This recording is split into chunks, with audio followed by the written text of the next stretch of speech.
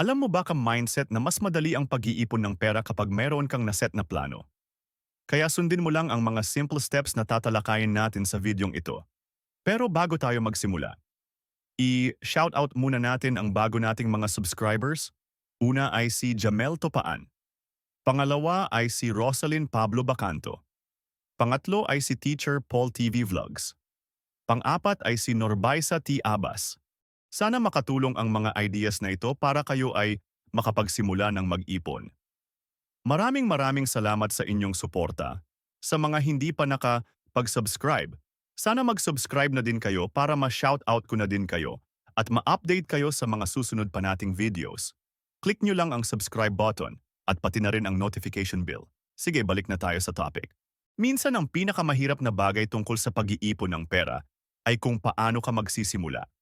Kaya sana makatulong sa inyo ang step-by-step guide na ito na bumuo ng simple at makatotohanang diskarte para makapag-ipon ng pera para sa iyong short-term at long-term goal.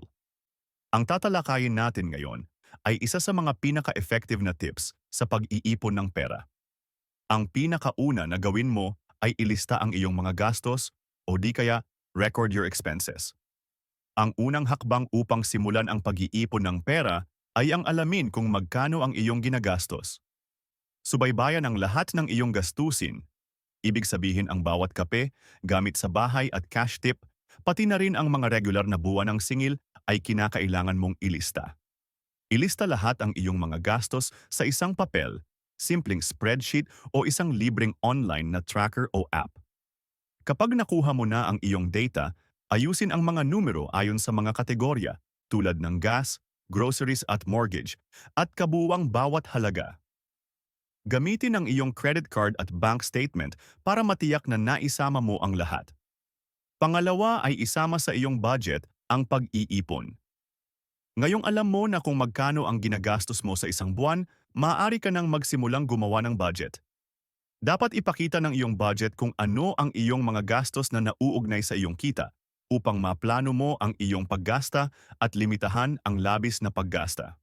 Siguraduhing isaalang-alang ang mga gastos na nangyayari ng regular ngunit hindi bawat buwan, tulad ng car maintenance at iba pa.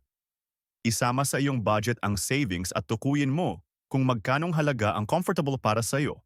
At kung maganda na ang iyong sitwasyon sa pananalapi, maari mo nang dagdagan ang iyong ipon ng 15 hanggang 20% ng iyong kita o di kaya mas malaki pa. Pangatlo ay maghanap ng paraan upang mabawasan ang expenses. Kung hindi ka pa rin nakakaipon hanggang ngayon, siguro maaaring oras na upang bawasan ang mga expenses mo.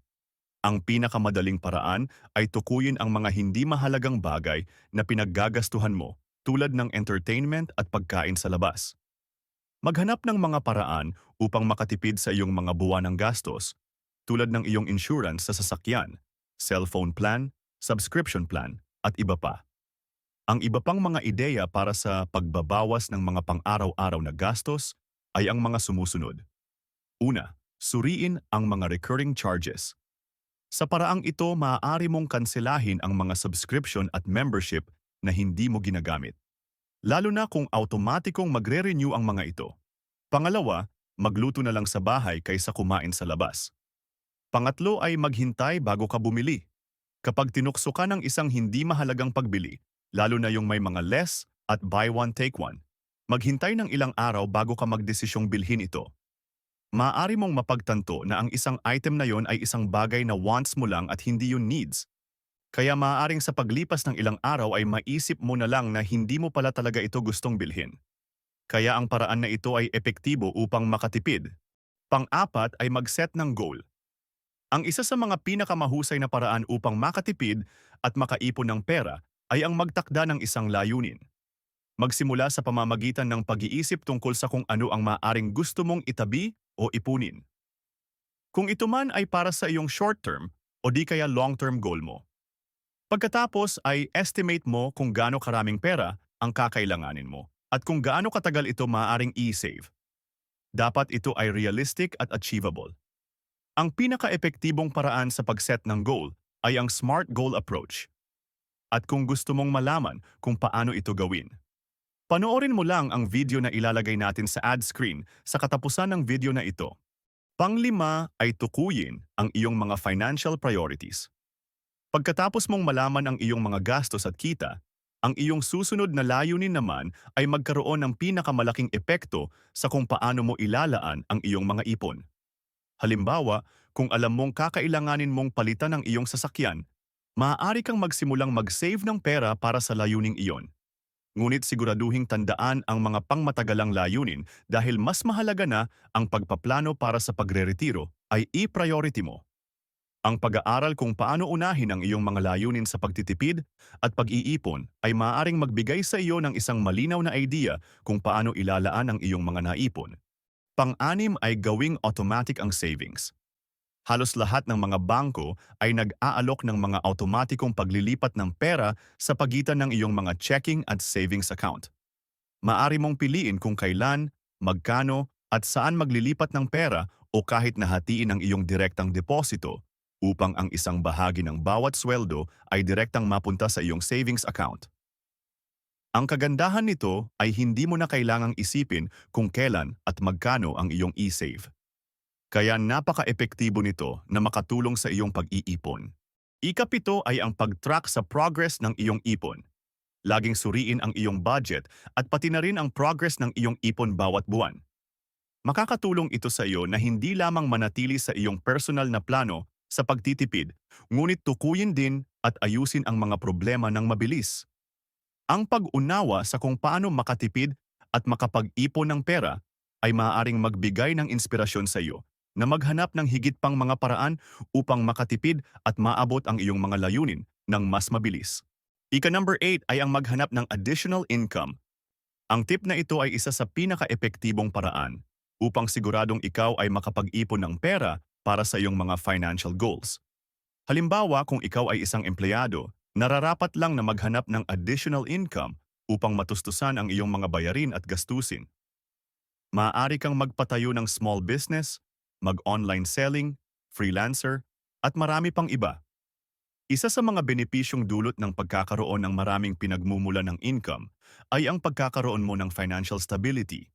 Hindi mo kailangang umasa sa isang trabaho para mabayaran ang iyong mga bayarin dahil maaari mong hatiin ang iyong pera para sa iyong ipon. Ika-9 ay maglaan ng oras upang unawain ang financial literacy.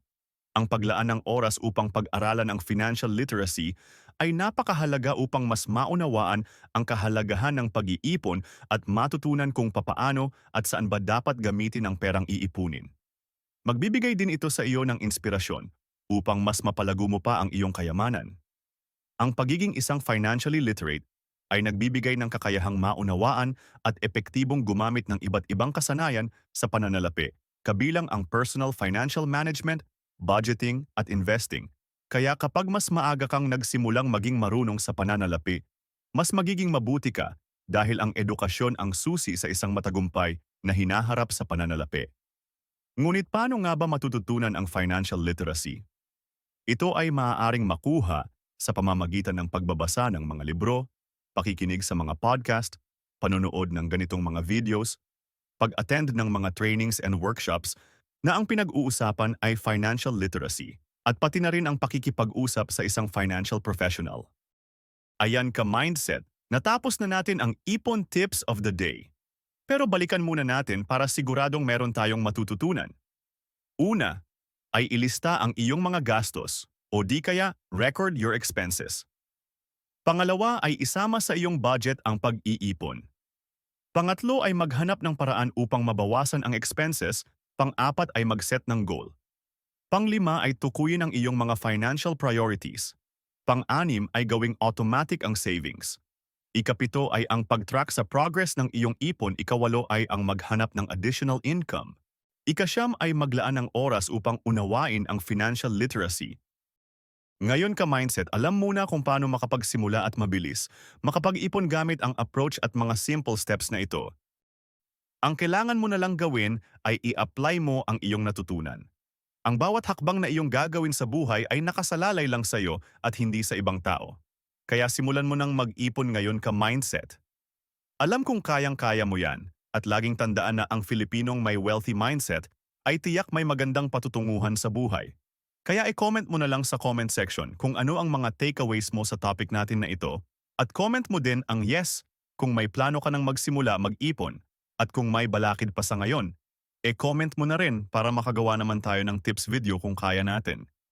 At kung nagustuhan mo ang topic natin ka mindset, i-like lang at i-share mo lang ang videong ito at huwag mo rin kalimutan na pindutin ang subscribe button at pati na rin ang notification bell.